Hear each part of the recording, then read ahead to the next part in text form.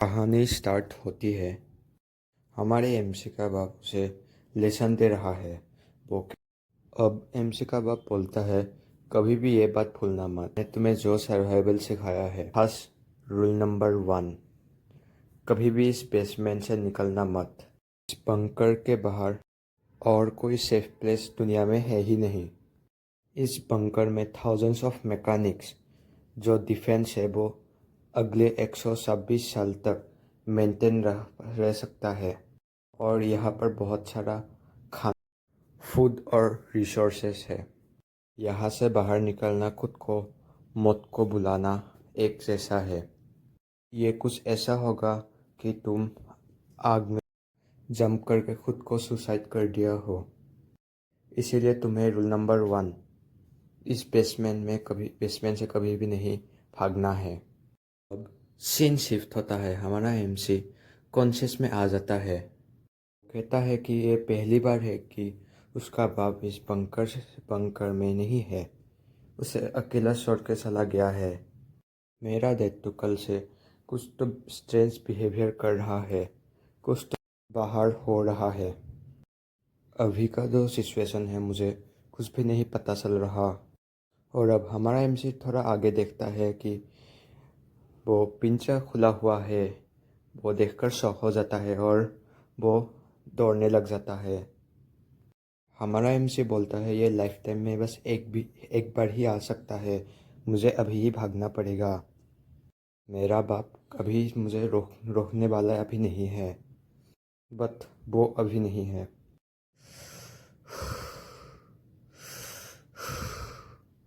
यहाँ पर हमारा एमसी हाफता है और वो जल्दी से सिरों के सहारे ऊपर चले जाता है। अभी फाइनली हमारा एमसी सूरज की रोशनी बहुत सालों के बाद देखता है। मैं कर दिखाया हूँ, मैंने कर दिया।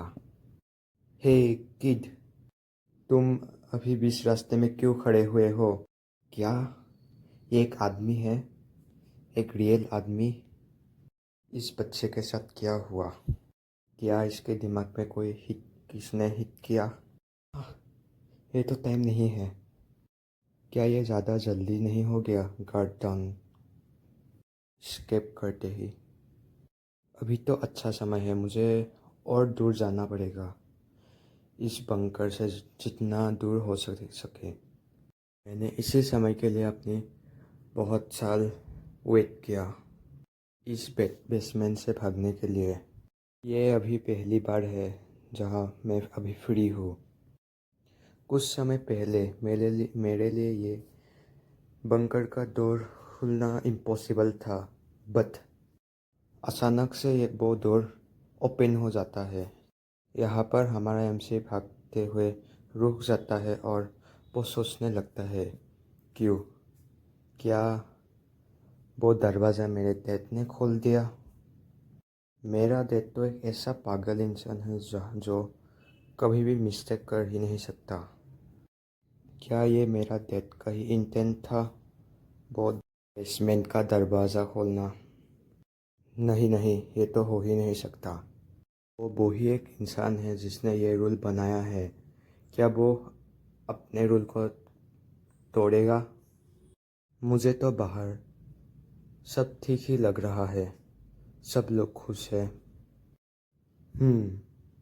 मैं सही था। मेरा डैड एक लायर है जिसने झूठ बोला। बाहर तो सब ठीक ही है। अब एपोकलिप्स आना तो कोई सेंस ही नहीं है। थोड़ी देर बाद सब लोग ऊपर देखते हैं। अब आकाश को वो गोल सा चीज ढक लेता है। हाँ, ये बहुत पास आ रहा है। मुझे तो ये नहीं लगता ये मून है। क्या तुम्हें ये दिखाई दे रहा है? यहाँ पर हमारा एमसी उसके बाप को सिखाया हुआ एक रूल याद आता है, कभी भी बेसमेंट से भागना मत। अब वो बेसमेंट का लोकेशन एनिमी से एक्सपोज हो गया। अब तो बहुत बुरा समय आ गया। सभी जगह में डर का माहौल आ चुका है। मॉन्स्टर का हमला अब शुरू हो गया। कुछ को तो मॉन्स्टर ने एक बाइट में ही खा दिया और कई का तो गल भी उड़ा काट दिया। यहाँ पर दिखाया जाता है कि एक बंदे के ऊपर एक गोल सा शीशा के गिर जाता है और बाहर बाहर बाहर से एक मॉन्स्टर निकल के सबको मारने लगा। यहाँ पर बहुत ही अलग अलग मॉन्स्टर आने लगा और लोगों को मार रहा। हे, पुलिस को बुलाओ, पुलिस को बुलाओ, मेरा तो फोन काम ही नहीं कर रहा।